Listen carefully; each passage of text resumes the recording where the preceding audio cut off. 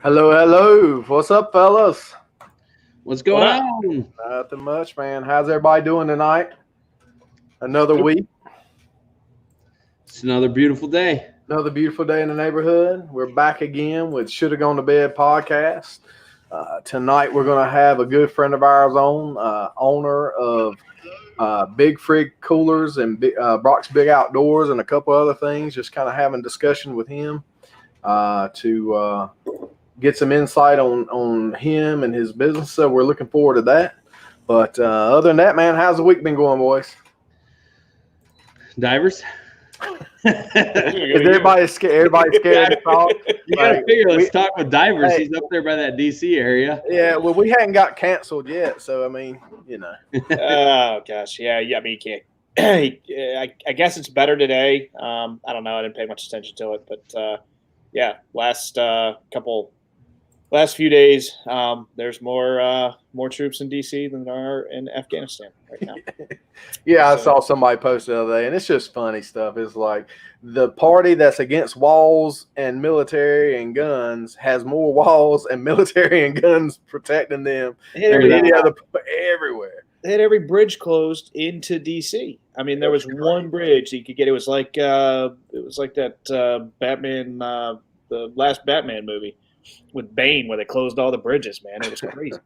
It's just crazy. I mean, it's just crazy. You know, you heard about all the protests that were supposed to happen in every state, at every capital. I mean, North Carolina. I mean, in Raleigh, it's the same thing. They had police and National Guard everywhere, and nobody came out to protest anything. And it's like, but yet again, when we needed them in the summer, they were nowhere to be found. We'll leave that at that. But without getting, and I know y'all boys. My opinion is this show will be done with politics now for about 4 years, and then we can get back into it. As far as I'm concerned, listen, I just said it was busy. What? Just said there were a lot of troops there. I didn't say and then, of course, I'm guessing y'all saw the news about, you know, the guy had at the gun show in North Carolina had this selling the swastikas and all that good stuff. That was very well put out. Yeah, and here's the thing, though. Like, they pulled the picture off Reddit. Somebody on Reddit said that they took the picture. A simple Google search would have shown you that it was taken like 3 years ago and passed around and around and around, that people were using it to try to say gun shows were bad. Like the governor, mayor, and the sheriff of Wake County. So the Dixie Gun Classic, right? It's the same gun show that comes through the state fairgrounds at least twice a year and maybe 4 times a year. And it's always on the same weekends. Like, you know, it's going to be coming up, you know, in January. I think it's like January. It's each quarter. So they have it once a quarter. And it's the same weekend every year, right? And here comes the sheriff of Wake County. He's like, well, you know, this is just bad timing, bad taste of timing to put this on, you know, while there's threats of protest going on. It's like, look, it's like this thing has been planned for years, you jackass. I'll pay that $1. I don't care. Right. Mark that down. Yeah, and I'll be glad to pay that one. But it's just fear mongering. You know, it's just another way for unfortunately whatever side of the aisle he's on, which I won't say to try to be fair, but just another way for them to keep digging holes and trying to piss people off and trying to demonize, the majority of the country. But I mean, really, you know. So I remember that I went to that gun show. Gosh, it must have been 4 years ago when my sister lived in Fuquay, and Fuquay, Verena. Ah, okay. It's also pronounced. Some people pronounce it another way that would cost me $1. So I'm not gonna say. So I went to that thing, and I had there was a beef jerky table. There's always a beef jerky table. Oh yeah, always. Yeah. And I was unaware of Carolina Reaper. Oh, was unaware of it. The guy was like, "It's hot." I was like, "Well, I like hot." He's like, "No, it's hot." I was like, "Oh, it's whatever." I live in Louisiana. Dude, I'm telling you, it took an hour. I was going up to the little snack thing. I was like, "You got any milk?" You can feel the inside of my mouth. It was awful. So I bought a bag, and I brought it back home. Oh, yeah. And my It wife, was awful, so I brought it back. well, my wife, she doesn't like spicy foods at all. And so I told her I brought back some real, some sweet jerky, something she'd really enjoy. So she took these, got it right up about here, and about bit into it. And I guess the Reaper just jumps out and gets in your mouth, like right off the jerky. And she took it and chucked it across the room and said some words that would cost me $1. So.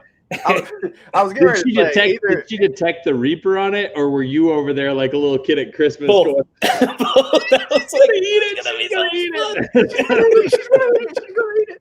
See, I was going to say either you're a braver man than I am or a stupider man than I am, because I don't do that stuff to Molly. I was stupid. Yeah. We had a video when we were doing stuff. Gosh, I can't remember what it would have been. It would have been back with the Facebook page when we were doing some stuff back there. But we did Amanda.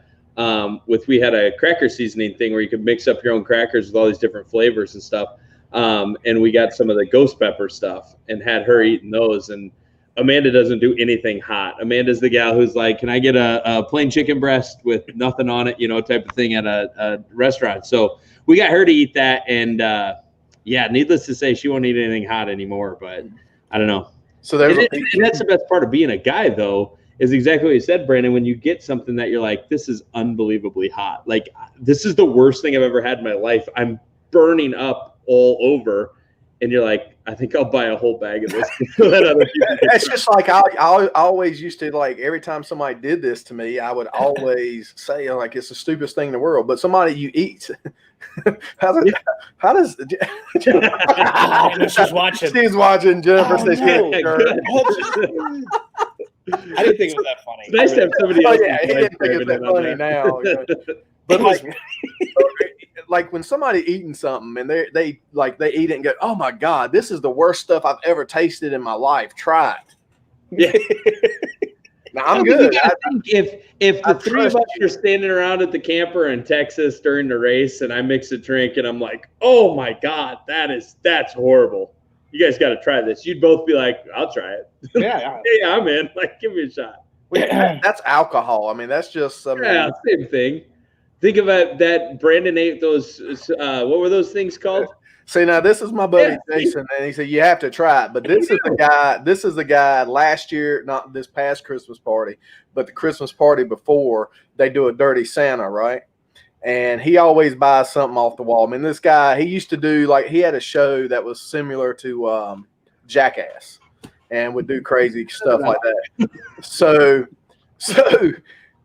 this guy, I walk into his house, and there's literally a guy holding his penis, and another one of my friends who is not a tattoo artist, has never tattooed anybody in the world, is tattooing a lightning bolt on this guy's penis because the gift was a tattoo machine he had ordered from Amazon, and part of the gift was you had to get a kitchen tattoo. Now, not only was he giving a guy a penis tattoo from a guy that's never done a tattoo, but this was like the third or fourth person that has gotten a kitchen tattoo, and I'm pretty sure there was no sanitary changing of the needles or any of that. So they were like, and of course, trying to figure out on my birthday. They always have this party, and it usually lands on my birthday, the 22nd. So of course, I walk in. This is my 40th birthday. This is my 41st birthday. And all these guys are younger than me. They're like 30, 32 or whatever. So I walk in, they're like, Ray's here, birthday tattoos. I'm like, fuck y'all. Oh, shit. I'm like, screw y'all. This ain't happening. Yeah, he's doing there. Listen, I think old Ray is back. He's got something in that water. He's scored 3 times that story. Somehow we went from eating hot jerky to a kitchen penis tattoo. I'm just not really sure. I feel like this is going back to the old stuff. And this is why this guy right here. See, I love Jason to death, right? Because he's the guy. He's got everybody everybody wants to hang out with because he's always keeping something going. But he's always the guy that don't do the stuff. Yeah, like, he's smart. He's a stunt man in real life. Like, he's worked on The Walking Dead. I mean, if you watched Zombieland 2, have either of you seen that? Yeah, actually. Okay, you know the scene where Woody Harrelson's hanging for the hook, and there's this the jail guard is handcuffed to the prisoner, the guy in the orange jumpsuit. Yeah, I don't remember that. Okay, well, my buddy's in the orange jumpsuit, so they're jumping and grabbing. But so he's always like he's antagonizing people to do stuff, but he never does it. I mean, but it's amazing the stuff he does get people to do. But sounds like Amanda. So you never know what you're going to get when you go to one of his parties or hang out with him. He's one. I can bet you I wouldn't leave with a lightning bolt on my penis, though. Don't say that. I'm just saying. Count me in on that. Do not say it. And the bad thing was it was a terrible lightning bolt. Not my top 5. Terrible lightning bolt. I mean, it really looked like there was a straight hair on it. That's all it looked like. Yeah, it was. You got a good I have to opportunity go to look at the script for this thing. I didn't see lightning bolt penis joke or no, this is what happens when Ray doesn't send out a synopsis of what we're going to do on the show. Let's go back. I'm pretty sure I could find video of that guy getting the tattoo on Facebook. Yeah, I think I'm good. Are you sure? Nah, I'm positive. Because he also does videography and stuff, so he always puts all these great videos together, and it's just amazing stuff. But you never know what you're going to get. But but there's a place here in Rocky Mount. It used to they would do the ghost pepper challenge, a pizza place. They do a ghost pepper challenge. You buy a whole pizza, and they would put ghost peppers like hidden, like chopped up real fine, so you didn't know where they were at on one slice. So it was kind of like ghost pepper roulette. That was pretty fun. What's he doing? I'm sorry, I was reaching for something. Trying to reach your feet. Abstract angle. I wanted everybody to see my good side. Your good side. You better turn around then. Best side's when you're leaving, boss. Where do we go from here? Yeah, I mean, like, I'd say we just wrap it up and come back to Brock's on. I mean, I say, how do you beat penis kitchen tattoos? You know. Huh. I mean, I've got more tattoos. In Texas, if you remember the Spanka Copa, I sent you guys a picture of that this week. Spanka Copa, yeah, you got a whole new thing of it. Yeah. So, I mean, going back to the you have to try it thing, I mean, didn't Brandon eat one and like dance around going crazy about how hot it was? And I think we both were like, can't be that hot. And then I think I still have a blister on my tongue from that. Oh, but you got to say too, like we were pretty good and intoxicated at the time. So decisions aren't the best thing to do at that point. Yeah. It was like noon. We were at a race. Yeah. I'm not saying anything was wrong with it. I'm just saying the state of where we were at. Well, the worst part is I had it and my mouth was on fire. I was like, she came back around. She was like, "When I was like, absolutely pretty good." Yeah. We just bought some more of those little the little pigs in a blanket things or whatever that we had at the race. We just picked some of those up when we were out there. I took the little guys. Yeah. Kolaches? Oh, yeah, man. I don't know. I took a picture of the Spanka Copita stuff for you guys, but we didn't buy that. Oh, you didn't get any? She wanted it. I didn't like it. I liked them. I thought they were good. Flaming hot cream cheese, I think, is what they are. Spinach and cream cheese, I believe, is what it was. Yeah, I don't know. It's just like my kids love the Totino's pizza rolls, right? Oh, they're great, right? Those, yeah. I'm trying to eat a lot. The worst part of marriage and adulthood is you can't just eat Totino's pizza rolls every meal. Well, you can, but you get judged by your wife. Yeah, exactly. So of course we keep bags of them at the house, and the girls cook them for lunch or whatever. Well, of course, I'm trying not to eat them, trying to be better. And so Kenzie's got some. Try. Yeah. What do you like? How is the trying going? It's actually going pretty good. Yeah. I've done a lot better. Like we luckily this summer we caught some pretty good sized Spanish mackerel. So I've been doing a lot of pan seared Spanish, eating fish and cutting out a lot of the red meat, and just eating my poultry and stuff like that. Now this past weekend I didn't do so well because Molly and I went out. We went to Outback, so blooming onions. No, I don't do blooming onions. What? I did grilled shrimp. I didn't do coconut shrimp, so the grill's a little bit better. I did the ahi. He get you some of that chocolate bread. I did not. Oh yeah, I did eat some of the chocolate bread. That was probably the worst of it, man. And then we always get a porterhouse and split it. So, trying to be a little okay. Jumping right back in. Trying to see if there's anything on the menu you didn't pick up on it.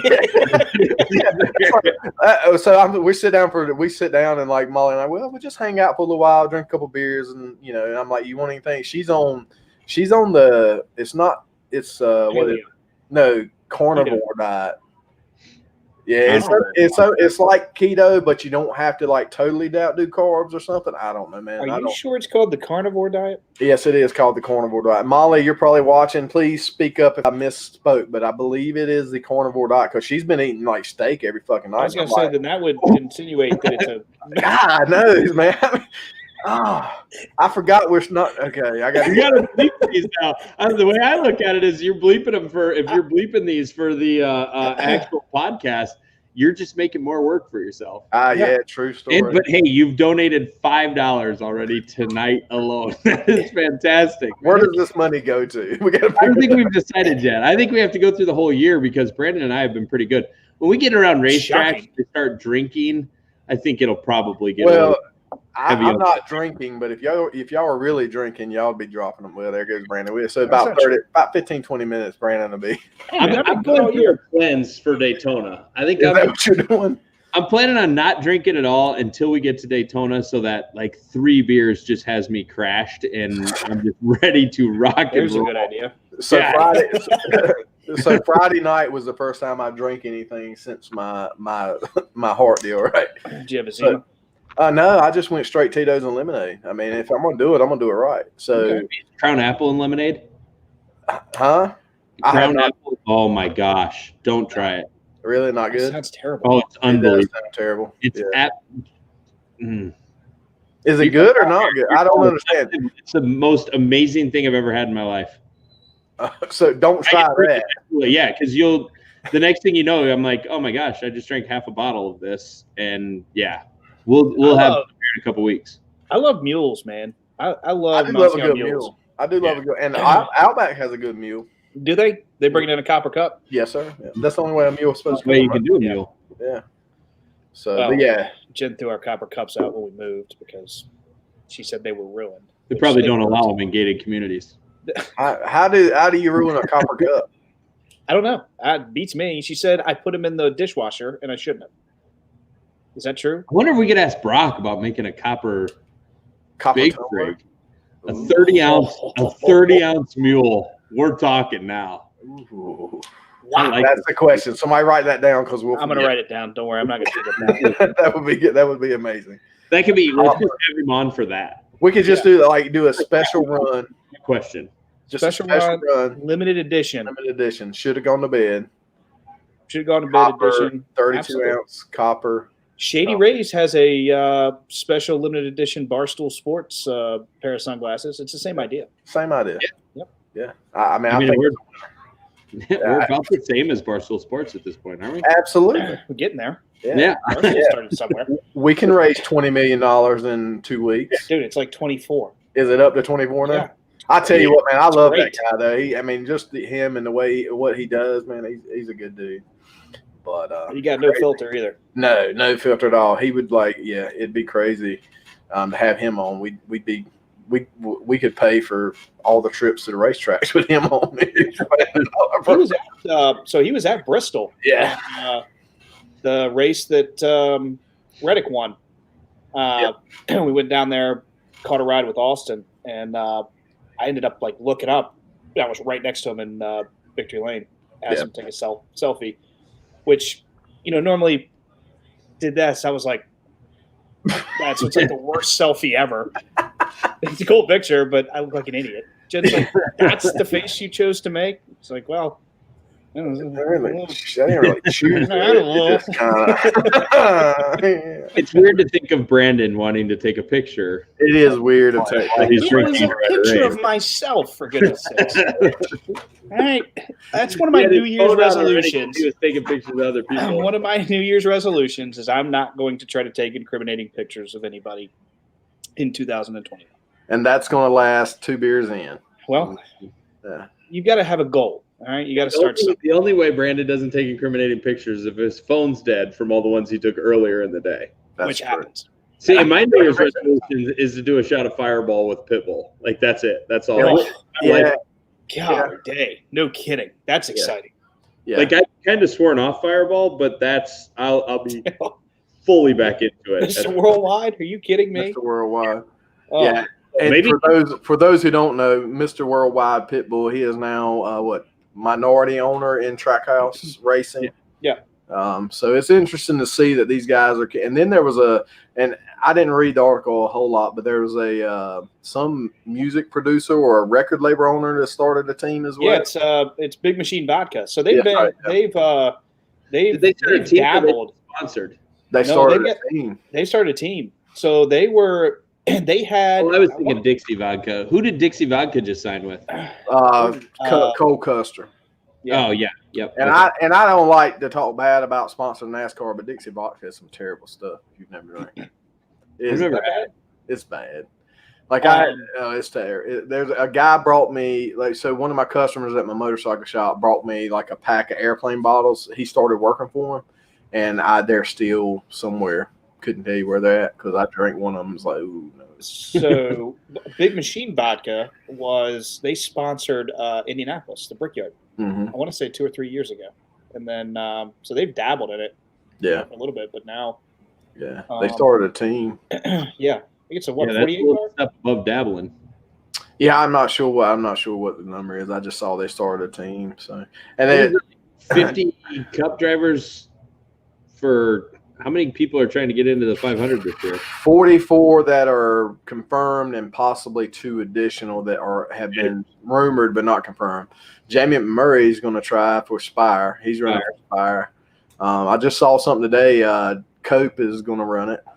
Derek Cope. Mm-hmm.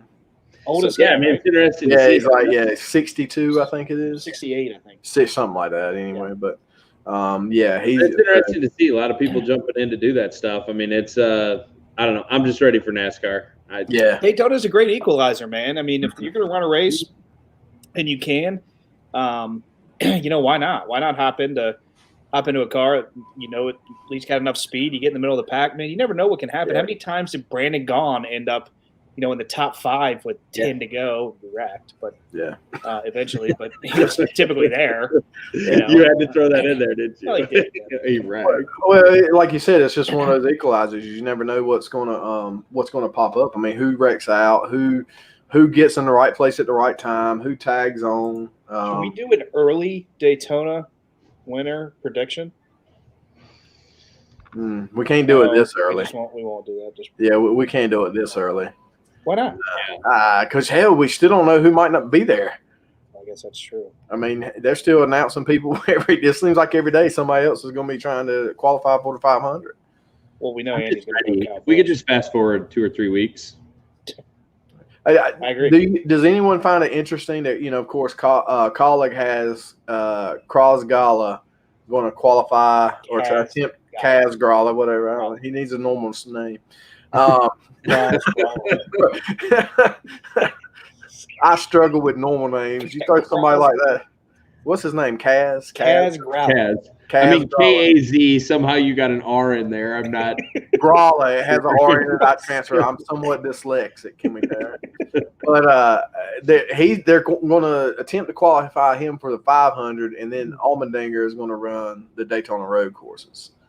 Yeah, I saw that. Yeah. I mean, Kaz he's a road course guy too, right? I mean, he got in the 3 car when Austin had his baby last year and finished 8th. Yeah. Is that why he missed that race because he had a baby? Yeah. Or was it? No, that's kind of weak. No, I'm sorry. He had the bid. Yeah, that's what I was going to say. He had the bid. Yeah. I'm like, yep. I'm sorry. He had a baby last year, but that wasn't. He had a baby and flew in like the next day and raced. Yeah. Something like that. And I get that, but I don't see a guy missing a race because he had a baby. No, he had the bid. Yeah. But which was weird too because they said all those guys had to quarantine for 14 days, but yet him and Jimmy Johnson were in the car the very next week. Didn't Brandon miss a race because he had a baby? I mean, yes. Well, no, he missed a race because he thought he may have a baby within the next 60 days. See, and I guarantee you, Jen's not watching right now. Yeah, exactly. That's why this is the time where I was a good husband. I stayed at home because I wanted to make sure I took care of my wife because I'm a loving husband. That's what I do. And but the week before you were in Atlanta. 2 weeks before.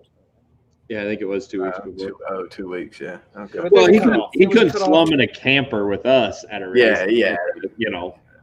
stay in. He had to stay in a luxury lodge. Loft above, overlooking the racetrack. Yeah, I mean, when we found out you guys were going to stay with us in the camper at Texas, me and Amanda originally were just going to have a tent. And I was like, oh, Diver's going to be there. We better get like a 43, 44-footer. I don't even know what we ended up with, but that camper was huge. It's got to have some blue neon lights on it. A two-bedroom camper. I'm like, it works, whatever the case is. I tell you, it was up to my standards. There's no doubt about it. It was up to my standards. It was a nice spot. It was. It was. Too. It wasn't as nice as the one that was beside us. No. That had the wet bar inside of it. Which one was that? The railroad company. Oh, they had a wet bar in there? Yeah, there was a wet bar in there, yeah. I spent all that time talking to that Macy gal, too, talking to her about Big Frig and all that stuff. I didn't know there was a wet bar inside that bus. Oh, yeah. We need to plan that. That's a Wolfpack deal for 2022. Yeah. Yeah. Having a bus. We just need a bus. That's just a bar. Just a bar. Nothing else. He's sleeping here? No, it's just for he's just drinking. Were they staying in it? No. I don't think they stayed in it. I don't think so. I don't know. If RJ Corman can do it as just a bar, why can't we? We can. Why not? Where are we going to stay? I don't want to sleep in a tent. Hotel room. What kind of hotel? I have no idea. Holiday Inn Express. Nah. That cat ain't playing in a Holiday Inn Express. No, I need a JW Marriott or just a straight Hilton. Something Embassy Suites. I can sleep just about anywhere. Yeah, I can too. To be honest, when I was in Nashville, we would go down for meetings down there, and we stayed in one of them hotels where you drive up and you like get out of your car and walk right straight into your room. I don't know why those just creep me out a little bit. You know what I mean? Like, what do you mean? Like the doors, like you don't go into a lobby or anything. You just have your key and just go in from the outside. Oh, the outside door hotels. Oh, yeah. Where did you stay? This little town. Aren't they considered motels? I don't know. Motels. They are motels. It was like a Quality Inn. There's 2 motel things in this whole town, and that's the one we stayed in. Well, we're in Nashville. We flew into Nashville. We had to go to. I don't get to just enjoy life every week, Brandon. I have to work. So we were in meetings with the company up there. Tell me what we're talking about here. Yeah, so we stayed. I can't think of the name of the town out by where one of our companies is, and that's where we went up. And how far away from Nashville was it? Hour and 15 minutes. Oh, Franklin. Okay. I have no idea. We could guess all the cities in Texas. I couldn't tell you if you'd said it. Well, I was going to say you've been in Tennessee, so guessing the names of Texas cities wouldn't work. We were in Kentucky, actually. Did I say Texas? You said Tennessee. Oh, sorry. Do you even know where you went to Kentucky? Wait. Yeah. You were in Kentucky? Yes. You were in Bowling Green? Bowling Green's like 35, 40 minutes away because that's where some of the other people were staying. Okay. My grandmother's from Bowling Green. My mom born in Bowling Green. So. Yeah, so that's where we were there, and then we went back into Nashville. So the night of national championships, I was in Nashville waiting to fly back out the next morning early. But actually, little trivia fact. Uh-oh. Does anybody know what is in Bowling Green, Kentucky? Outside of Western Kentucky University? No. Main Street. The National Corvette Museum. Oh, yeah. So you remember a few years ago, the whole thing, like the floor, like there was a sinkhole, and like all these rare Corvettes went into, it's right there in Bowling Green. Seriously? Yeah. They lost, they had like the first Corvette off the line, they had like the millionth Corvette off the line, and then all these specialty Corvettes, and they saved some of them, but some of them were just gone. It was a sinkhole and just swallowed half of them. Like right in the middle of the museum too. The guy that owned the Harley shop that I first worked for, he was a big Corvette guy, and they had the Harley show out there one time, and he went. It was like maybe the year or 2 years before that sinkhole happened, but yeah, it was crazy, man. Yeah. Well, guys, we're gonna go ahead and here in a second and bring our buddy and good friend Brock Hutchins in to have some discussions. Brock Hutchinson in and have some discussions. But first of all, we want to always talk about our great sponsor who supports our interviews. It's 12-Hour Auction. You want to jump over to 12hourauctions.com. Great. Every day they have auctions from basically 8 p.m. Eastern time to 8 a.m. Eastern time to 8 p.m. Eastern time. It's free. You can join free to bid, or you can become an elite member for $34.99 a year. And that elite membership gets you free shipping on all of your purchases. So pretty much you buy a couple things and it pays for itself. But not only do you get free shipping, but you're entered in every Tuesday for chances to win some great products. So hop on over to a thing on Tuesday. Sorry, did I interrupt the spiel? Sorry. Yeah, you did. You interrupted the live. You interrupted his read. I'll tell you how I feel about it in just a second. Well, it's great. But yeah, so 12hourauctions.com. Jump over, join for free, or join and become that elite member, and don't miss out on those giveaways that somebody does win every Tuesday except for divers. So you pretty much said what I wanted to say. So thank you. So with that being said, we're going to bring our good friend Brock Hutchins. Brock, how are you doing, buddy? Brock. Good. How you guys doing? It's good, man. Doing good. You guys are still as ugly as I remember. Yeah, exactly. This will be the great part with Brock. We don't even have to ask him questions. He's just coming in ready to roll. I'm sure we'll get into it a little bit, but Brock does some life coach stuff. Motivational coaching, I call it. Yeah, motivational coaching. He gave us a great motivational coaching last year at Bristol, and I think all of us had to go to therapy afterwards. I'm still in therapy after that motivational coaching. I call him Dad. I just call him. Yeah, Vernon still doesn't want to talk to me a year later, damn near. So. I know. Scared to death. So how's things going in South Dakota there, boss? Good. How you guys doing? Good, man. Good. I thought it was in North Dakota. He's in South Dakota. Dakota. He just drove out. You're in Spearfish tonight, right? Yeah, I'm in Spearfish, South Dakota tonight. I'm actually at Rolling Bones. They're here in Spearfish, so we're down here for some meetings for a few days. So. Good deal. Good deal. Nice. So before we get into some questions about your life and everything else, Brock, I mean, for anybody who doesn't know, Brock is a good friend of ours and is the owner of one of his companies, is Big Frig, who we do a lot of work with. But Brock, earlier when we were having some fun talking, we were talking about drinks, and we want to know whether or not you can, Moscow mules, right? You know what I mean? Yeah. Okay, so is there a way to do a copper-lined Big Frig 30-ounce tumbler so we could do 30-ounce mules? Yeah, we could. If you guys each throw in 30,000, we can get rolling on those. Is that negotiable? There's definitely a way. Actually, our tumblers currently are portion of it's copper, so that's kind of what helps with keeping things colder and hotter longer. So. But yeah, the guy could definitely get tumblers with all copper. So it's something I think we need to probably look at some point. We'll have another meeting on this offline. 30-ounce Moscow mule is that a little extreme, or could that? No. I think that's. I mean, if I drink 6, it's like 3. Like 3? Yeah, sure. 4. And I know Brandon likes to order in bulk. I know if it's anything like his breadstick deal. So. Man, I haven't done that since. All right, so guy orders them once. He always does it, I guess. How many bread bites was that? 132. 132 bread bites. Yeah. That's correct. The bulk guy.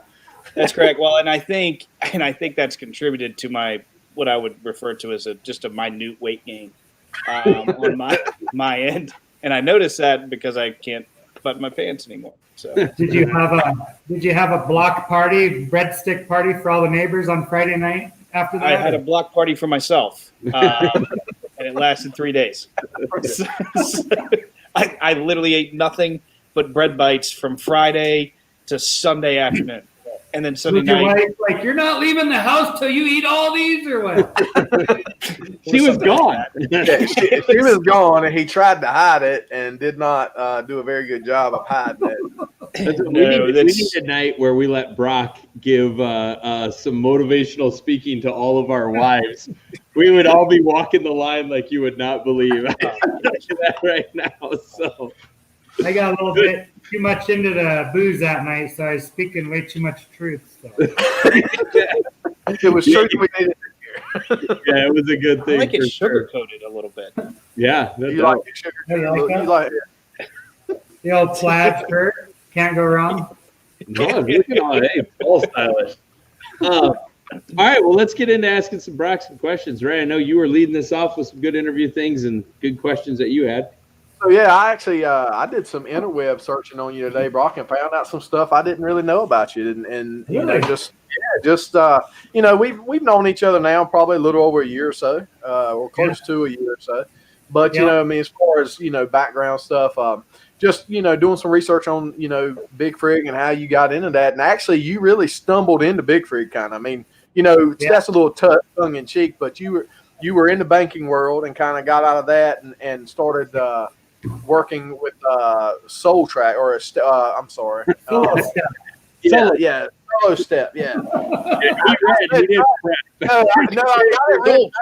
I got it written down, and I couldn't read my own handwriting. So, but basically that came from, and the reason I said track because it's basically a track system that's up above you, and that's hung with a harness that helps people, paraplegics, and people that are trying to get their strength back to help them walk, hold, and keep them safe. Right? Yeah, definitely. Yeah, it's basically an overhead track, and it's installed in the ceiling. There's a trolley on wheels that'll ride inside that track. So there you go.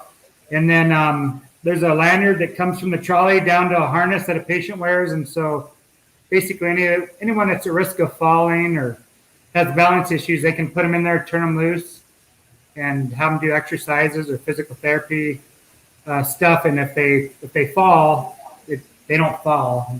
I mean, you don't have to have physical therapists hold them up. So it eliminates injuries of your therapist holding. They have a guy my size and he got 100-pound physical therapist holding me at the gate belt and I start tipping. There's not much they can do. So it's kind of a simple product, but it's pretty cool. We're in 100 plus VA hospitals. And nice. A lot of physical therapy clinics. Now, how did you get into that? I mean, how did that come about? Yeah, I started right out of college. I started in the financial banking industry, and then I was in Colorado for about a year, and then I moved back to South Dakota. So I moved to Sioux Falls, which is a big financial services city. There's a lot of banking jobs and stuff there. So anyway, was in banking for 4 or 5 years, and I was a commercial lender. And then I had a guy that used to send us referrals. He did business consulting, so he came to us and said, "Hey, look at this. Here's a cool product. The guy invented it. His son lost his leg in a boating accident and was trying to learn to walk again on his prosthetics. So his dad kind of just initially how he invented it, and then he started marketing it some, had some inroads with the VA hospitals. But his dad had an insurance agency, the guy that invented it, and didn't really have the time or, resources maybe to devote to it. So he was looking to sell it. So anyway, the business broker came to me and said, "Hey, do you have any clients that would be looking to buy a business?" And I looked through the whole business plan and everything. I was like, wow, this is it's a cool product. It helps people, and it looks like it has a lot of potential. So I talked to a friend of mine and 2 friends, and we decided to go in and buy it. And kind of the rest is history. It's been about 18 years ago now. So. Oh, wow. And then that's kind of how that kind of led you, because you were, of course, marketing that product, marketing that company, and you were looking at you wanted some tumblers to use as a marketing piece, as a promotional item, and that kind of got you looking at the tumbler world, right? Yeah, I wanted to give, it was like in 2015, I wanted to send out some tumblers with the Solo Step logo to about 600-700 of our clients, and called around to a few companies that had tumblers at the time. I didn't get a call back. I finally got a call back from one of them, and they said, "Hey," I was just hoping, like, give me a discount, because I thought, well, if you're going to buy that many, if they'd have said that you get 10% off, I'd have been like, yes, and I'd have probably never been where we're at today with Big Frig. But anyway, nobody wanted to give any discounts for that quantity or anything, so I got to looking around and contacted some manufacturers, and so they sent samples in, and we tested our samples that we got with some of the name brands that were out on the market, and I was like, well, heck, some of these samples actually outperform the name brands, and so, but the only problem is when you buy directly from the manufacturer, you had to buy 5,000 of them. I only needed 750 of them. So you gotta go big, baby. I get that 100%.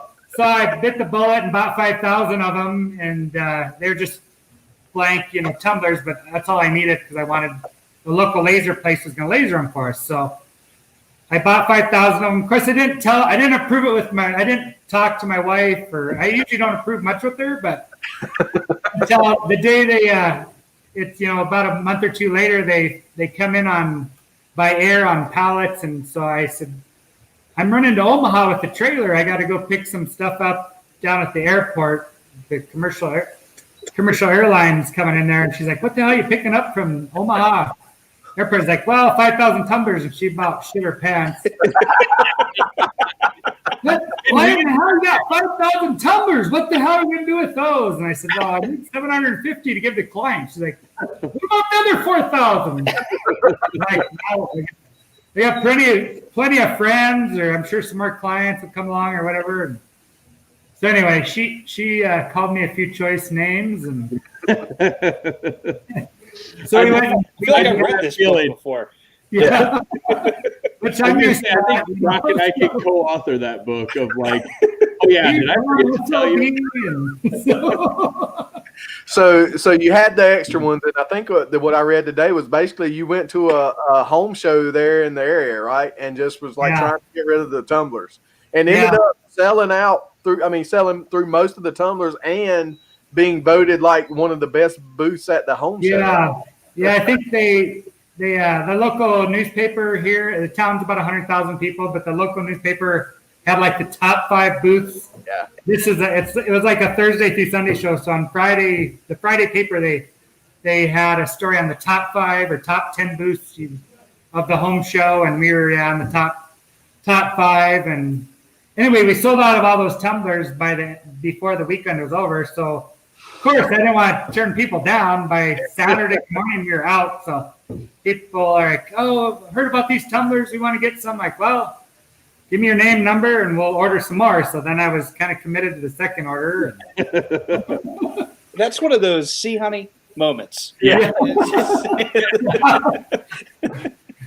So we ordered another order of them, and we were initially getting them lasered up at a local company in town that was doing the lasering for us, and it just got to a point where it's like, well, maybe we should get our own laser machine too and laser them in-house. And so we did that, and then just kind of snowballed from there. About 6 months later, people are like, "Well, geez, we love your tumblers. Are you guys going to get coolers?" And which is something that's kind of in the back of my mind by then. And so we rolled out our cooler line about 8-9 months after we started with the tumblers. And so, yeah, the rest is history.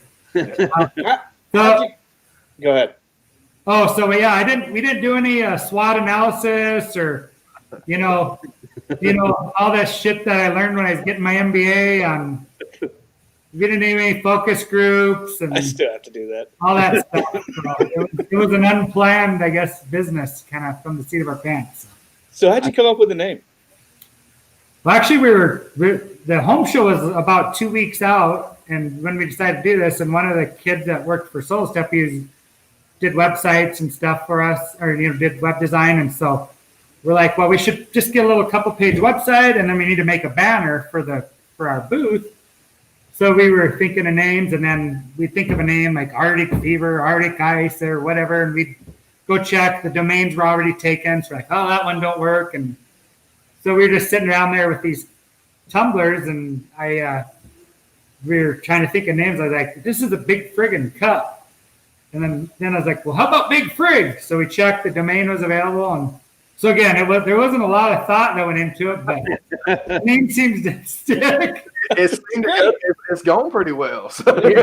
I was going to say, it seems to be okay. Yeah. So I kind of come attached to the name. I kind of like it. People seem to remember it, and so yeah, from something that we just seat of our pants, it's stuck pretty well. So. Well, and from getting to know you really well and stuff over the last couple of years and spending a lot of time with you and stuff like that too, I think, the Big Frig side is something you have a lot of passion for. If you enjoy what you get to do with that, from whether it's the hunting stuff, the racing stuff, and all of that. And I think that's a really cool story of how it's gone. And I think, can you expand more? Like, what do you have capabilities? I mean, I think the printing on the coolers was something that really was mind blowing for me right off the bat. Like I was, like, is this a sticker? I mean, even when we were first talking, so like kind of explain, maybe you don't have to give all the secrets away, but what's the process of what goes on with that? Basically, the coolers all come in, they're prepackaged and everything. So we obviously will sell a lot of them just plain, but one of our kind of a niche of ours is obviously the custom logo printing. So it's a direct color UV printer, and we basically will pop the lids off and set them in there. We get the designs from our clients, and then we will print them on the lids for them, whether it's one cooler or 1,000 coolers. And we even do some custom. We can do custom mold design, so we can mold it with your business logo. So Ray's kind of got some experience with that. And yeah, the company I work for, LS Tractor, we worked with Brock and Andy on getting some coolers in that were actually embossed or with the LS logo on the front, kind of a tractor on the back of it. It turned out really nice in our color. Great products. I mean, everybody that I've we've sent some coolers out to clients and dealers and some of my brother-in-law, we sponsor him, for our offshore fishing. So we gave him a cooler and stuff, and he, he's one of those Edu guys. But when I gave him that cooler, he was like, "Dude, this is the nicest cooler I've ever had." And he's like, here a couple of things about the big Frigs that jump out to me. I mean, it's just a latching. As soon as I show somebody how easy they are to latch, you're not pulling on some big rubber thing to try to. I mean, it's just a simple click, pop, and the vent on the side. I mean, that tells you something, right? When you got to have a vent on the side of your cooler, right? It's sealed up, so it's going to. But I mean, it comes with the cutting board in the back. I mean, it's just an overall nice product. And I'm not just saying that because we're friends. I'm saying that because everybody, like I said, that I've given one to or have we sent to are just hooked on it. So it's just a great product. And same thing with with the coolers, printing on the coolers. You can print on the cups as well as laser them, correct? Yeah, we can do lasering on the tumblers or direct color logo printing. So we can take a family photo and print on there, or we can take a full color logo, print on there. It's not a sticker. Some people are like, oh, those stickers. No, they're not stickers. They're directly printed on there and durable print. Well, that's where Forrest and Lisa just commented on that they love theirs. So, I mean, we did some coolers for up at the Wilderness Reserve, did some tumblers for them, all kinds of stuff. And that kind of leads into the next thing that I certainly want to talk about, which is, what you've got going on with Brock's Big Outdoors. I mean, obviously a lot of crazy things going on in the world right now. And, well, I guess it's over now. But, let's talk a little bit about because all your stories are very similar to mine. So I'm sitting here praying God Amanda is watching this. She realizes that I'm not the only one who's like wakes up in the middle of the night with an idea. So what is Brock's Big Outdoors and how in the heck did we get this going?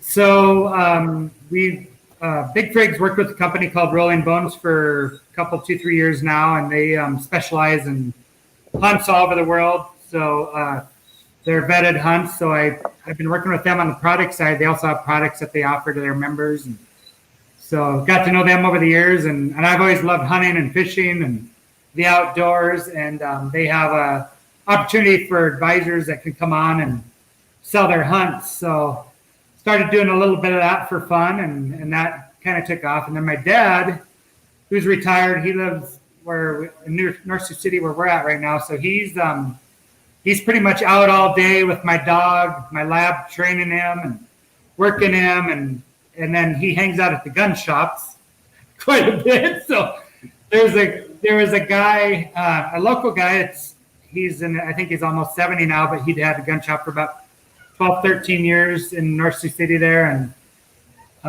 we bought guns through him, and the dad kind of stop out there 2-3 times a day and bullshit with him. And so he said he was retiring or wanted to retire, but he just had to find somebody to buy his inventory and buy his gun shop. So then Dad come back to me and said, "Hey, you should go talk to Bill.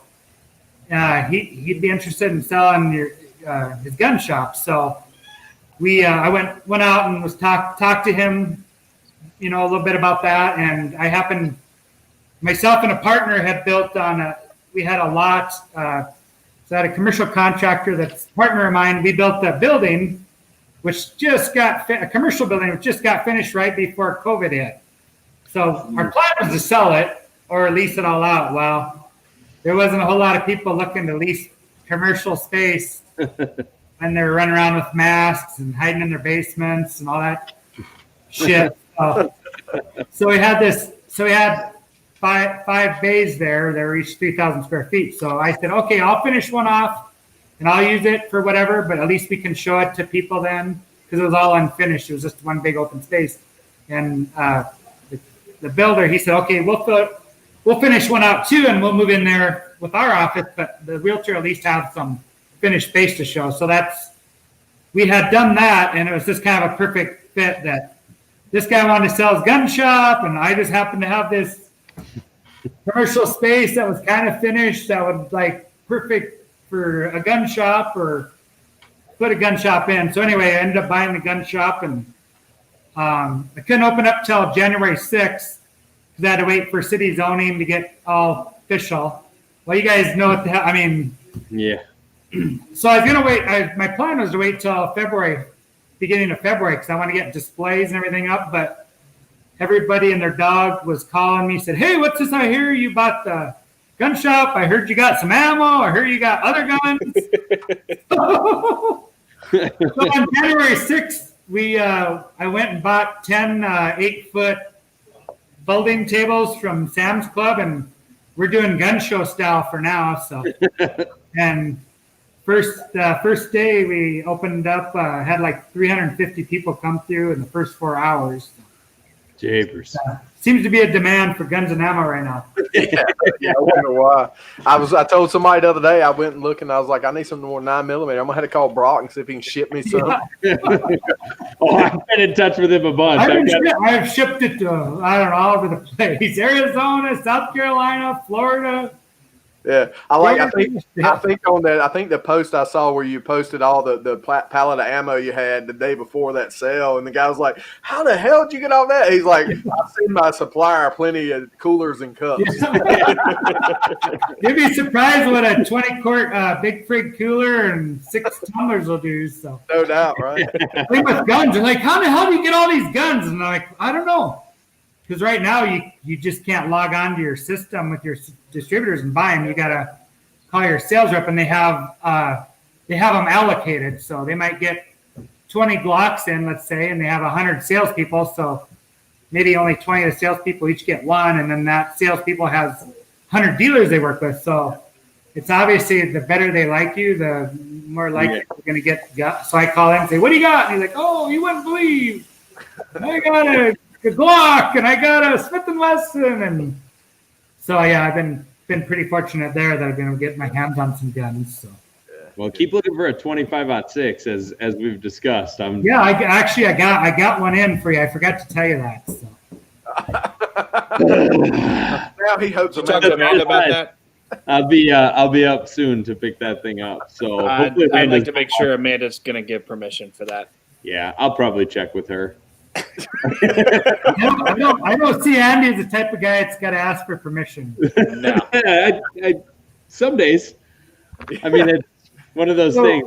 I don't think you do much either, Brock. So no, I don't. How of you three? I just want to hear, Ray. Would you have to ask for permission if you bought a gun or? Nah. Divers? Earlier I bought the first gun I ever bought without permission. So started off. In that, actually, every gun I bought without permission. Hopefully she's not listening, right? Well, I'm banking on the fact that she's not right now.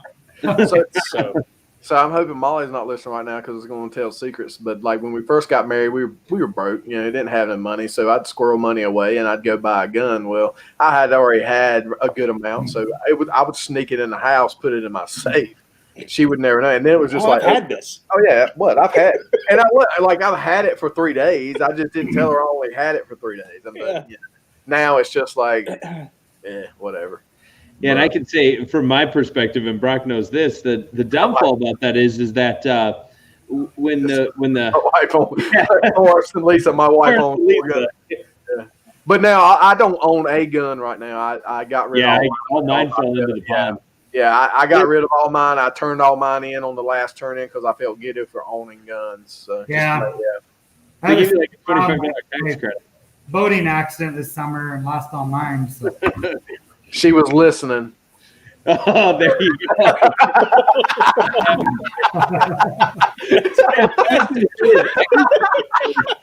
Like, pretty easily, I could get away with buying all of that stuff until we actually hired Amanda and then put her in the position. And Brock, we've talked and laughed about this a lot. But once I hired her and put her into a position where she actually manages all the monies for, my personal stuff and all the businesses, it's just gotten to a point now that it's like, hey, Brock just told me today that he's got my 25-06 in which company or which card where I can pay Brock on this.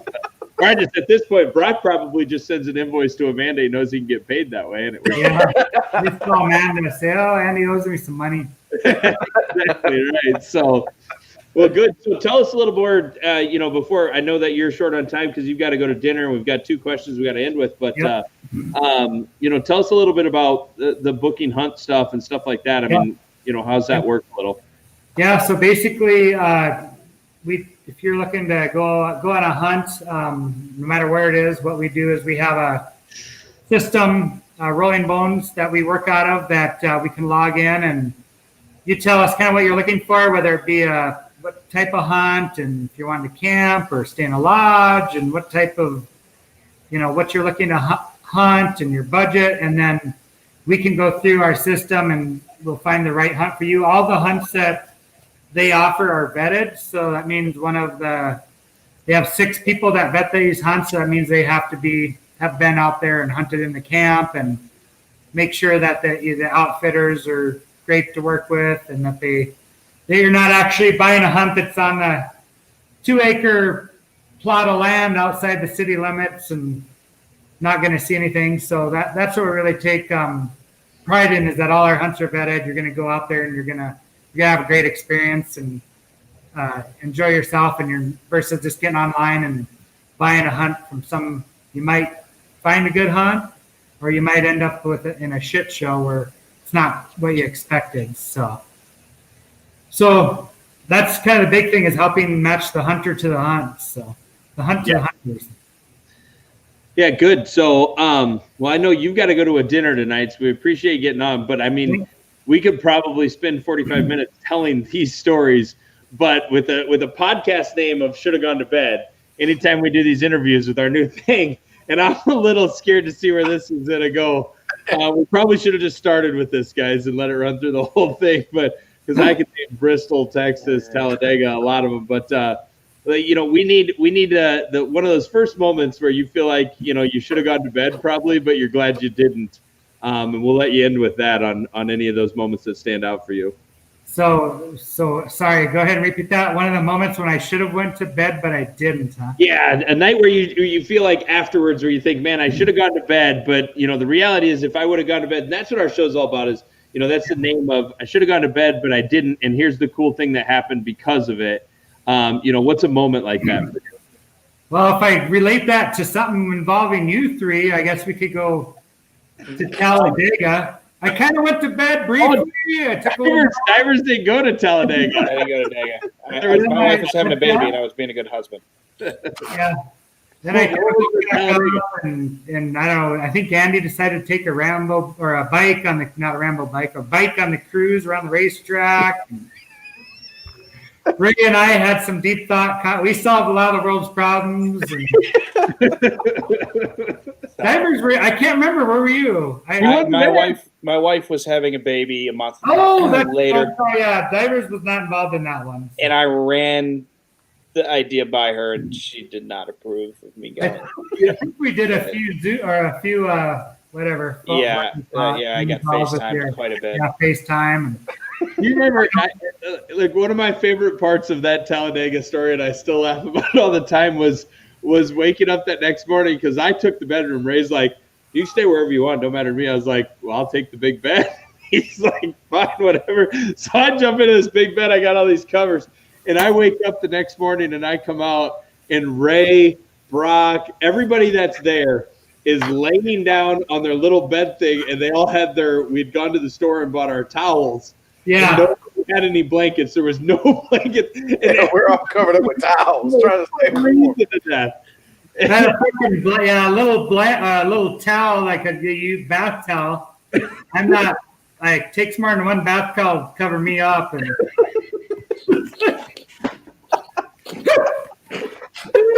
oh, man. Andy's probably got some photos somewhere that'll surface someday. Oh, that'd be divers on that stuff for sure. No, man. Well, I wasn't there, so you're good. Awesome. Well, awesome, Brock. Well, we appreciate you coming on with us tonight, man. And thanks, guys. And it's just, I'll be honest with you. I mean, from the research, I knew you're a great guy anyway. But doing the research, I learned more about you today, and I mean, just to become more impressed with you and appreciate your friendship and appreciate because you have given us advice as far as business and stuff like that, and we really appreciate it. Absolutely. So have fun with your dinner tonight, man. Your meeting you got the next day, and we're looking forward to seeing you soon. Appreciate you guys. Thanks for having me on. Yeah, man. Have a good one, Brock. Yep. Thank you, man. Yeah. We'll see you. He's just a great guy.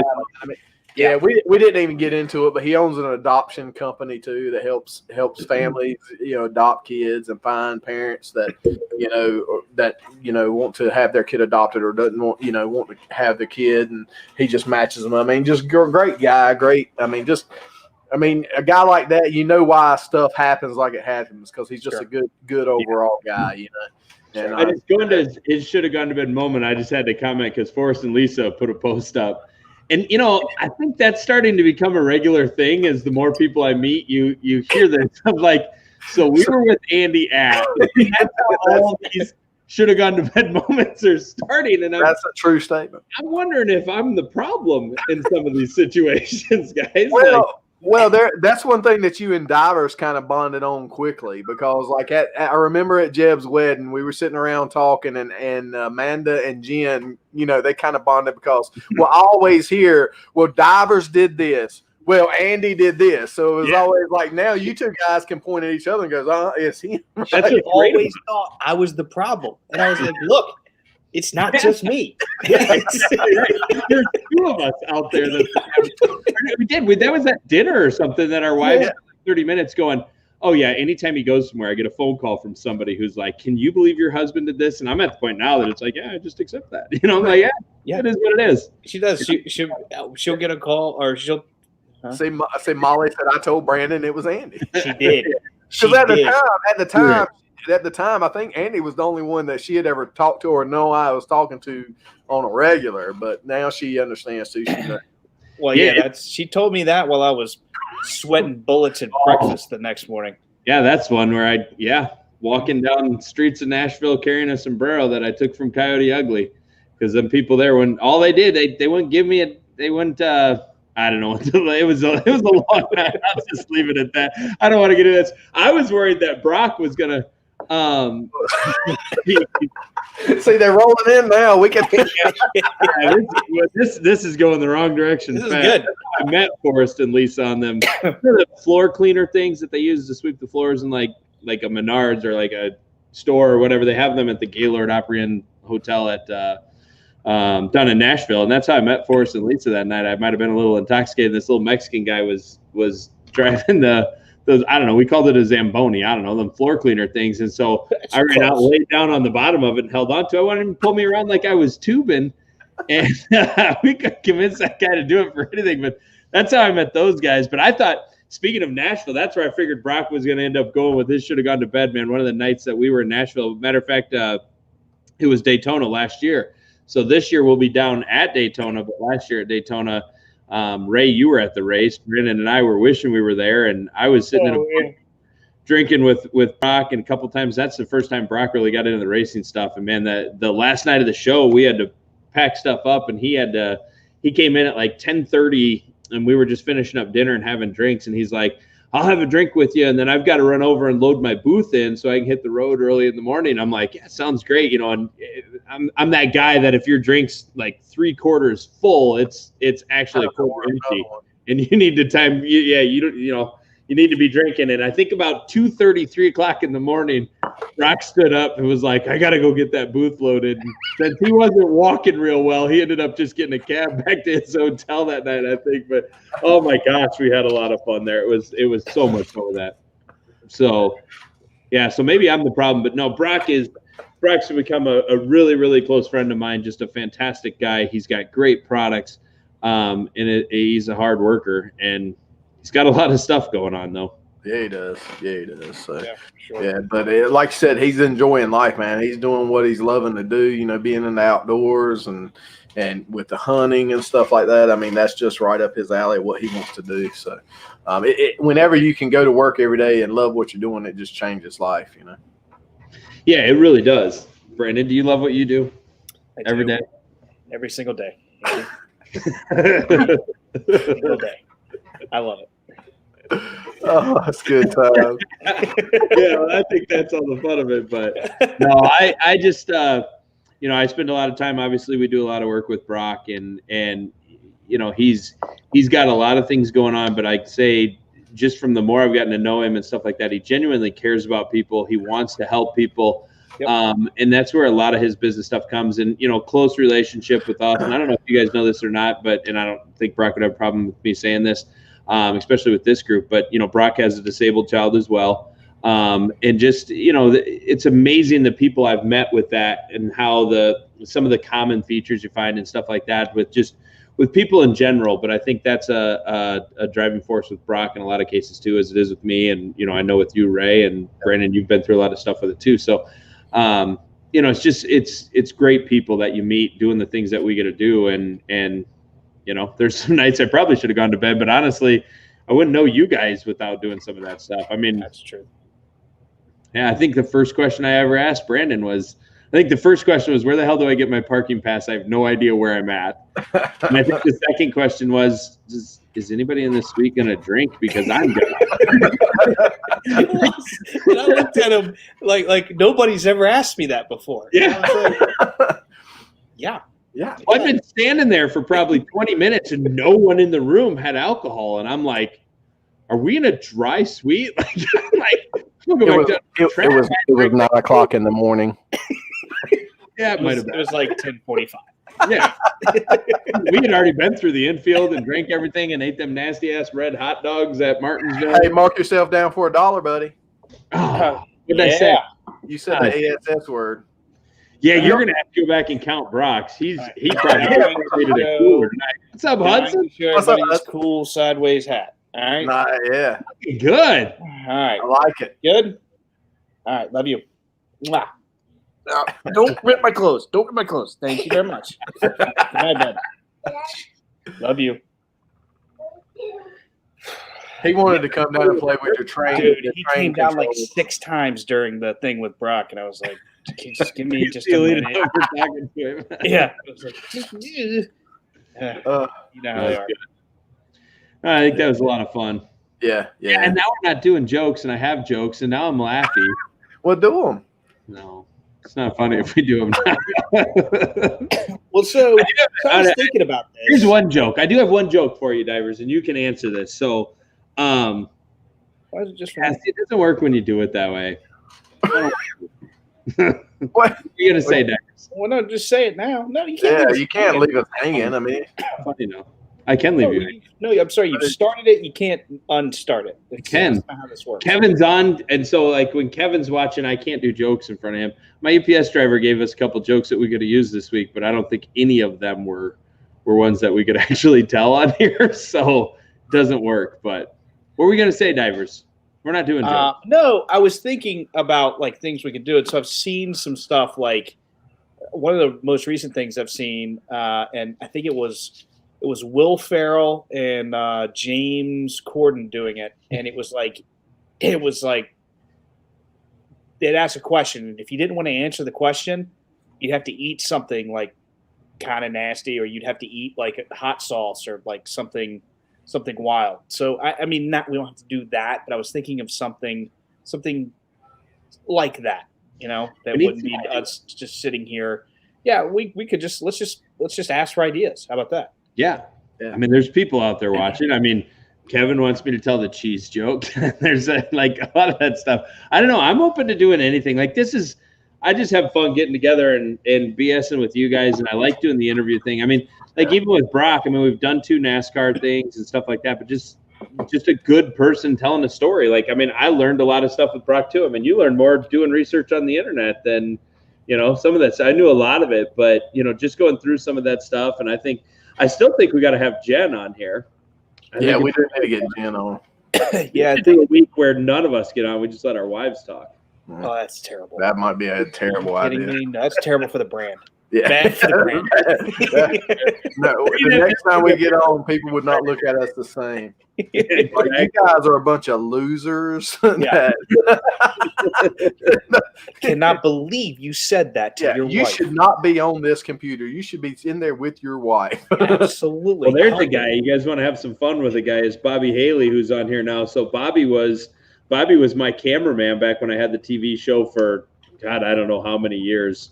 Bobby was my cameraman, but he'd probably have some good stories of some times with me doing some stupid stuff and traveling around the country hunting and stuff like that too. But I've had a lot of fun. When you look back, you ever look back on your life and think, probably shouldn't have done a few of these things, but God, I had a lot of fun doing it, I have no regrets.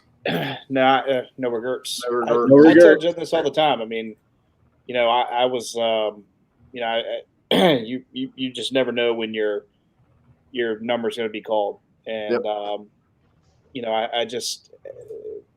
can sleep when I'm dead. And at the end of the day, if there's an opportunity to go do it, even if you got to spend some money that maybe you don't want to spend, do it, because you can't spend it. You ain't taking it with you. And I just rather do those things than not. And sometimes that gets me in trouble, but at the end of the day, I just you got to live in the moment. You got to live like this. We need to do you guys know, because you were both going to come up last year and couldn't make it, and that all happened. But with Forrest and Lisa, that hunt I do up there every year, we need to do a should have gone to bed hunt this year. Like, get Brock, we can get, I don't know, Forrest and Lisa. We'd have to talk with them on how many people they can host in there. It gets a little bit crazy, but I mean, if we just had let's grow this thing up and then get somewhere. We bring 3, 4, 5 people that want to come on. That dude, we could have just a blast with that, and it's just fun. And we need to find a way. Let's just hope this mask stuff and all this isolation stuff goes away, so we can get back to being America. The good news is Biden's going to unite everybody, which is fantastic. I'm really looking forward to that. Because he's done a great job of it his first couple of days. Yeah, fantastic. I feel closer. But no, I mean, I think there's some cool opportunities for us to do that. We did it last year with the race at Texas and had a lot of fun. Yeah, so Forrest and Lisa, man, they can tell some stories. They've had a few good times with me. When you have, Major League Baseball players, a country singer, and a Hall of Fame, MMA fighter all in their underwear doing pull-up contests from drinks, there's a lot of craziness that happens. But I just think we could have a lot of fun, and I think that's what I want to do with this is get more fan interaction and stuff like that. I mean, we're gonna promote this thing, get some people on it. I don't know, but I like the stories with anybody. So anybody out there that wants to come on that just has a cool story to tell, we're looking for people to have on here and get some stuff going. I mean, we're going to be interviewing sponsors with the race team we're working with. We're going to have drivers. We're going to have just about anybody. That's love right there. That's my wife just sending all the love. Ray has to wait till he can lift more than 15 pounds. You know what? I honestly, so I think if we bring the wives on, I think it should be kind of a mini roast. I think it should be like a 25 to 30 minute roast. I think it's only fair. I think it's only fair. Both of you know darn well that we probably deserve it, and it would be a nice release for our wives. You know it. You know it would be. I think they could probably just do a show on Jeb's wedding and what they put on. Right? Like I don't know if it's the only, but it's probably one of the only times that I slept in a bathtub full of water. It's the last time I woke up the next morning naked in a separate bed other than my wife. There were freaking 4 bags of Lay's potato chips on the floor in the bathroom because I decided I had to eat them at 3 a.m. and I was trying to be quiet and not wake anybody up. And you had HUD in there and a pregnant wife. Yes, I did. She was pregnant, and Hudson was in there, and I'm like, but I got 18 kids. Like bowling. How did we make mini bowling? Like we were mini bowling, and a family came down, and in about 3 minutes, they packed their kids up and left. And we were just hungover at that point. I could barely see. We all left. We were still married. I remember going to breakfast the next morning after the actual wedding with you, Ray, where you're like, yeah, there's quite a few things I don't remember last night, which is where we should have named this podcast With Your Teeth. That's really what it comes down to. That was, I love it every time that picture or video gets brought up. I really love it. Buddy. Oh, my God. Speaking of divers on the camera, huh? Crab cakes after the wedding, before the reception. They had the little mini cup crab cakes. Oh my God! Yeah, we were like killing that guy every time. You didn't get any. Oh yeah. And the bacon wrapped shrimp. Standing there talking to people, and you're like, "Excuse me, I don't mean to be rude, but I'm gonna take that tray from that guy right quick, in case you guys would like to have one." I was so hungry, man. I was starving for some reason. And then, of course, Andy was just shoving drinks down our throats every time you turn around. So. Hey. Somebody, you need two? Oh, two. Okay, yeah, I got you. Yeah, if I'm walking to the bar, I'm carrying as many drinks as I can possibly get in my hands. That's the way you do it, you know? I didn't really need one. Well, you're going to have it. Oh, okay. That's because you're drinking too slow. And I remember Ben introducing me to Laura, and Laura going, "Oh, so you're Ray." Like, That's solid moments right there. Absolutely. Yeah.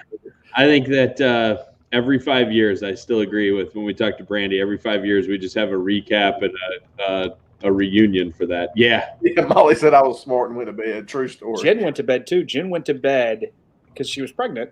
She went to bed probably, 10 o'clock. I think didn't end until midnight. So I had 2 hours unsupervised. I don't remember when Amanda went to bed. Molly and Amanda left about the same time. Like they were getting ready to leave, and they had just started playing music, and they were playing a slow song. It was like, "Look, we got to dance. We ain't even danced yet." So we went out on the floor and danced, and then I was there until because Amanda was it after the wedding that we went to the bar? Yeah, after the dinner and the dance and everything. We met those people that were at that table there that I thought were part of the wedding, and then afterwards found out that they were just on vacation. Met those people. So there was some weird rule or law that they couldn't serve alcohol outside the bar areas after 11:30, something like that. That's a silly rule. Because I remember, like, the cocktail hour the night before, they shut everything down at 11, and that's why we went to the bar. And we went into the bar, and they were actually getting ready to close because they were slow. And then Kim and Jeff kind of made that happen to stay open. One bartender, she was friendly. Oh, she was pissed. When she saw us walk in, she was pissed. She was ready to go home. She had already clocked out. Boy, she was unhappy we were there. I'm like, well, there goes your $1 tip. Yeah. I'm thinking to myself, I'm like, lady, you got this attitude. If you'll stay here for an hour and a half, you'll probably have the best tip night you've had in a long time. And she would have. Yeah. A lot of people in there drinking heavily. Oh, my gosh. Is that the night Brandon threw up? No, that was wedding night. It was both nights, boys. You threw up off the balcony. Did I tell you this? I didn't tell you about the previous night. We knew you threw up off the balcony. We didn't know the balcony and then snuck out. You ghosted like it was nobody's business. Well, that's his MO. You know that's his MO. He gets to a point, hits a brick wall, and then he's just like gone. I'm gone. Man. The previous night. He tried to do that at the Boston Pizza, but you wouldn't let him. Oh, yeah, that's right. It's funny because, like, I'd never really been, like, I'd hung out with Brandon before, but not like that. We're sitting at Boston Pizza playing, what was it, Top Golf or what? Golden Tee. Yeah. We're playing Golden Tee. And, like, I'm sitting there talking to Ben, and Ben goes, "Look at Divers." And Divers is just sitting there at the end of the table with this pissed off, drunk look like, "Let's go. It's time to go." It's time. And you had ordered two. Before that, you had ordered two Crown. Was it Crown and Sprite? Crown Apple Sprites. I know. They brought them out there in pint glasses. I know what they were. And the Diver said only drink about that much out of one of them, and then he's like, We're not leaving till you finish them. I didn't look exactly like Divers is like, I said, drink, and you're like, I'll drink whatever you're drinking. And I'm like, all right, well, I'm getting 2 Crown Apple Sprites because we're probably going to be here for a half an hour. And you're like, what? And I was like, you're going to drink with me. You want to drink with me? And I remember I had both of them gone, was ordering my third one. And you were about a quarter of the way through the first. You're like, I'm not drinking anymore. We're done. Yeah. Let's go. I'm like, no, we're playing Golden Tee now, baby. It's time to go. Well, no, I was fine until they made me shut off the boombox. When they made me shut off the boombox, I got a little sour. And I don't know why. You can't play a boombox that's on your shoulder in a restaurant. I don't know why you can't do that. Louder than the music that the restaurant was playing. Well, their music sucked. It sounded like that. There was a Buffalo Wild Wings literally in the same parking lot. Why'd she drop us off at a Boston Pizza?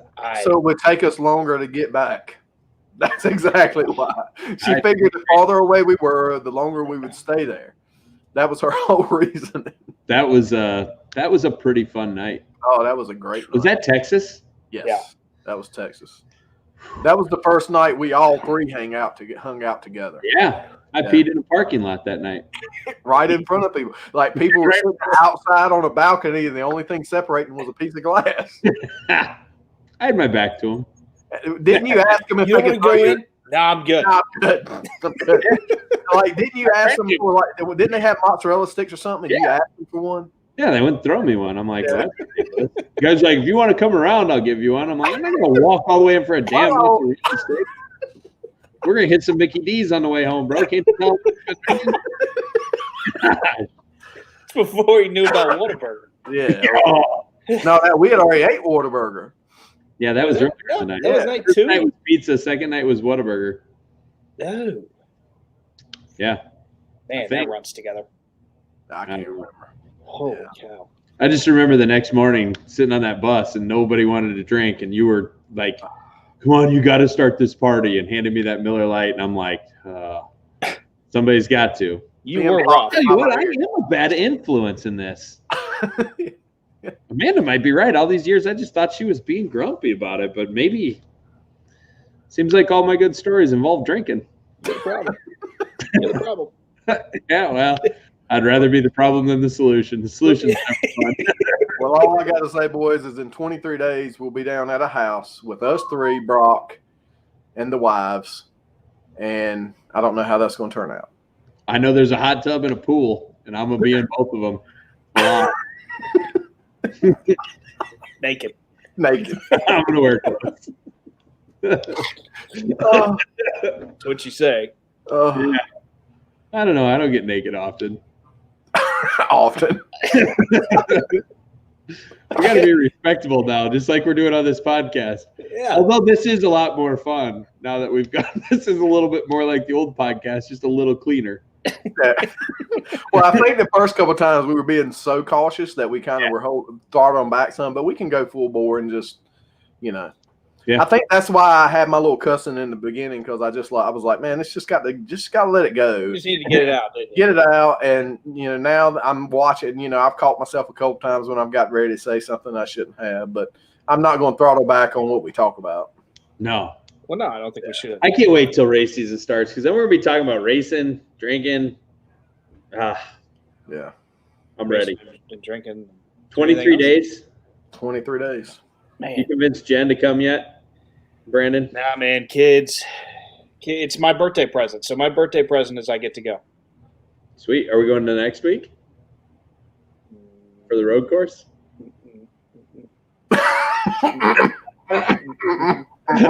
I can probably hear. We need to put our plan together. What races we're going to too. Yeah, agreed. Yeah. So probably ought to talk about that. Yeah, absolutely. All right, boys. Well, boys, it's been a good one. Time to get off here, go do some racing. Y'all got your iRacing rig set up yet? Or, where we at? I've been a little busy. A couple of you guys came to me with an idea that we joked around about and said, hey, let's do this Wolfpack thing. And then, me, all you got to do is shine a shiny object in front of me. This is morphed. Yeah, it has it not. This is morphed. I'm just going to buy a truck team. I'm just going to buy a truck team. I can't wait to get on a podcast in like 10 years. Well, tell me about Wolfpack Racing. Well, let me tell you what I did. I went to Andy. And Ray went to Andy. And Andy was like, all right. Yeah. Hey, I said let's buy a truck team, and then when we decided to do this, I think this is actually Ray's fault. How's it get to be my fault? I did an introduction, and we were talking about doing one race or a couple races, and I did say, well, what would the whole season cost? Because just to have an idea, if we had a client that may want to, jump on that, and next thing I know, we have a after action call, and it's like, I think we can do that. I think we can. So how is it my fault? I don't know. I just don't know anymore. Yeah. Hey, I'm all about good times, boys, and I got a feeling there's a lot of them coming our way. So, no doubt. It'll be exciting. Well, we appreciate everybody hanging out with us again tonight. We'll be back next week, next Thursday. We're working on some more interviews and guests. So we look forward to seeing you guys with us then. And don't forget, whenever we're having these conversations, just type it up in the comments, man, and join the conversation. That's what's going to make this thing even funner. So we appreciate everybody being here, and y'all have a good week, and we'll see you later. Even funner. Did I said even funner? Funner next week. It'll be funner, man. Even funner next week, y'all. Hey, have a good one. Thanks, everybody. Good night.